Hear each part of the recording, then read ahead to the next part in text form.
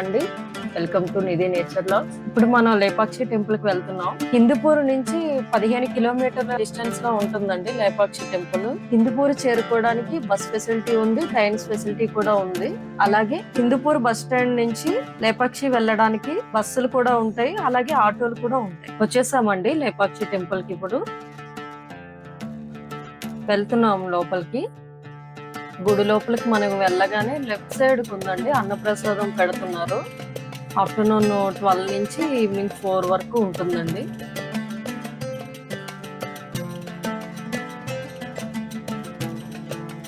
మనం గుడిలోకి స్టార్ట్ అవుతున్నాం అండి.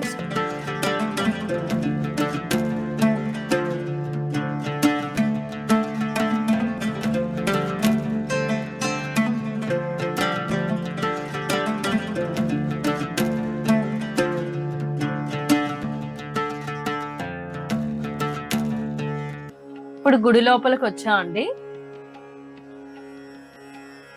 ఎంట్రన్స్ లోనే గజస్తంభం కనిపిస్తుంది.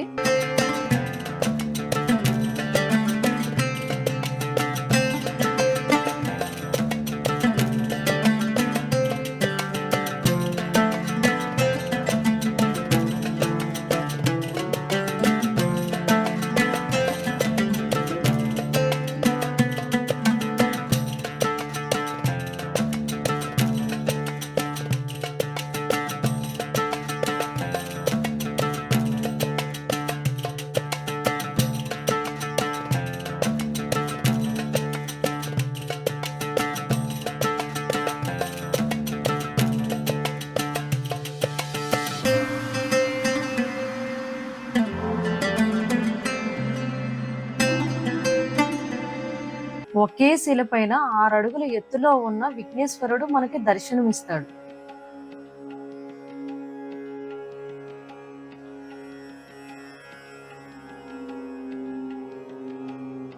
ఇదే శిల పక్కన 3 చుట్టులు చుట్టుకొని 7 తలలతో పడగ విప్పి కాపు కాస్తున్న నాగలింగం. ఈ నాగలింగం చూడడానికి ఒక అద్భుత శిల్పకళనే చెప్పుకోవచ్చు. అయితే ఈ నాగలింగానికి ఒక చిన్న కథ అయితే ఉంది. ఈ బండ ఎదురుగానే ఒక వంటశాల ఉండేదంట. ప్రధాన శిల్పి భోజనానికి వచ్చినప్పుడు ఇంకా వంట పూర్తి కాకపోవడంతో ఆ ఖాళీ సమయంలోనే ఈ నాగలింగాన్ని చెక్కాడని చెబుతారు. వంట పూర్తయిందని పిలవడానికి వచ్చిన ఆ తల్లి బయటకొచ్చి చూసి ఆశ్చర్యపోతుంది. ఇంత తొందరగా వీళ్ళు ఎలా చెక్కారని. ఆవిడ కంట దృష్టికి విగ్రహం 3 చోట్ల పగిలిపోయింది. నరుల దృష్టికి నల్లరాయి అయినా పగులుతుందనే సామెత ఉంది కదా, అలాగే ఇది కూడా. 1500వ శతాబ్దంలో ఈ గుడి కట్టారు.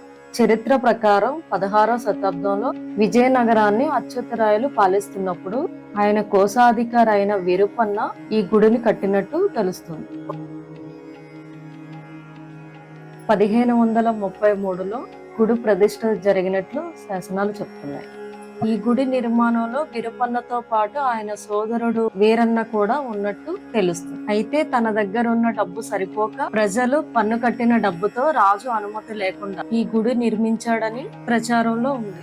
తర్వాత విషయం రాజుకు తెలియడంతో అచ్యుతరాయలు విరుపన్నని శిక్షించాడని, అందుకే ఇక్కడ కళ్యాణ మండపం సగంలో ఆగిపోయిందని చెబుతారు. ఇక్కడ లేపాక్షి అనే పేరు ఇక్కడ ఎలా వచ్చింది అనేది రకరకాల కథలు ఉన్నాయి. రాముడు జటాయు అనే పక్షిని లే పక్షి అని పిలిచాడు కాబట్టి ఇది లేపాక్షి అనే పిలువబడుతుంది. ప్రభుత్వ డబ్బుతో అనుమతి లేకుండా ఈ గుడి కట్టించినందుకు అచ్యుతరాయలు విరుపన్న కళ్ళు పీకించారనని ఒక కథ. మరో కథనం ప్రకారం అచ్యుతరాయలు శిక్ష వేయించడానికి ముందే విరుపన్న తన కళ్ళు పీక్కొని ఆ గోడకి విసిరి కొట్టాడని కథనం. మనం ఇక్కడ చూసుకుంటే ఇప్పటికీ విరుపన్న కళ్ళు విసిరి కొట్టిన ఆనవాళ్లు మనకి ఇప్పటికీ కనిపిస్తున్నాయి.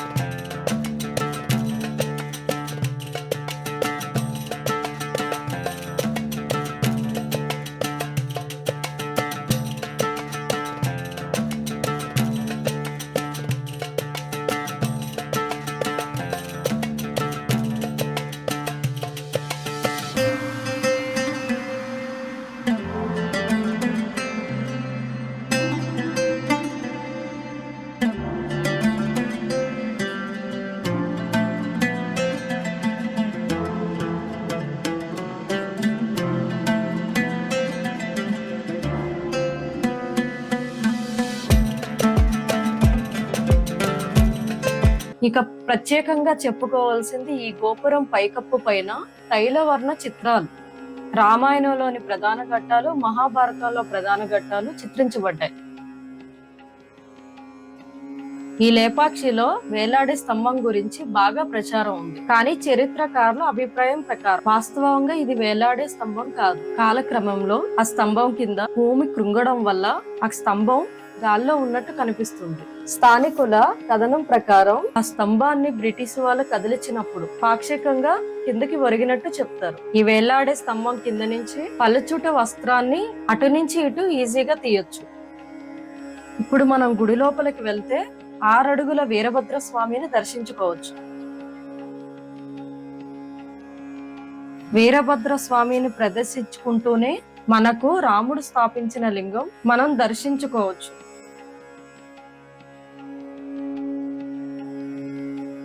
అలాగే పార్వతి అమ్మవారిని కూడా దర్శించుకోవచ్చు. ఇక్కడ హనుమంతుడు స్థాపించిన మరో శివలింగం కూడా మనకు దర్శనం ఇస్తుంది. ఇప్పుడు మనం గుడి బయటికి వస్తే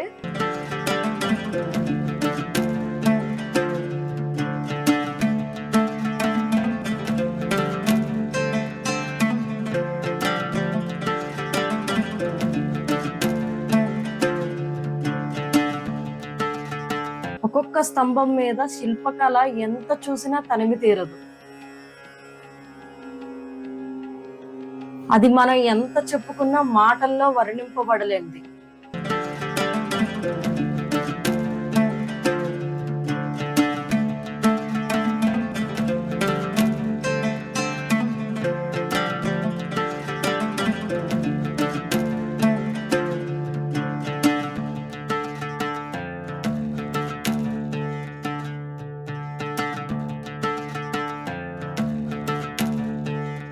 ఆలయంలో కనిపించిన ఈ శిల్పాలు మరెక్కడా కనిపించిన భిన్నత్వంతో దర్శనమిస్తాయి.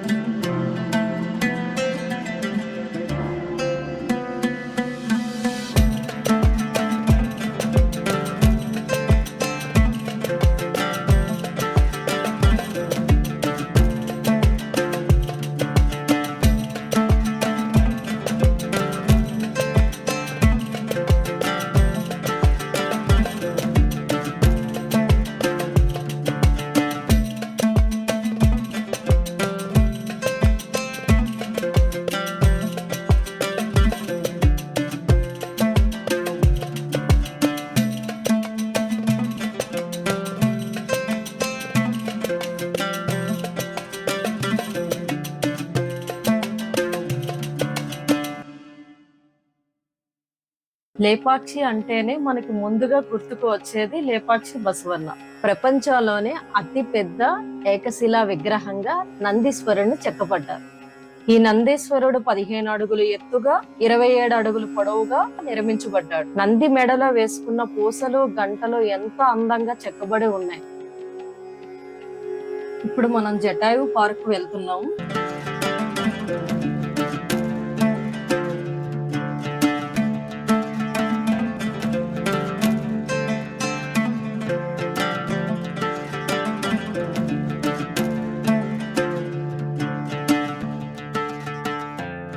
ఇక్కడ entry ticket per head 10 rupees ఉంటుందండి.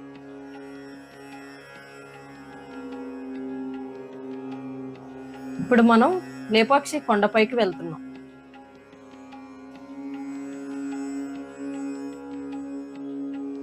జటాయువు పార్కులో విశిష్టత ఏంటంటే జటాయువు మోక్షం పొందిన ప్రదేశం ఇది.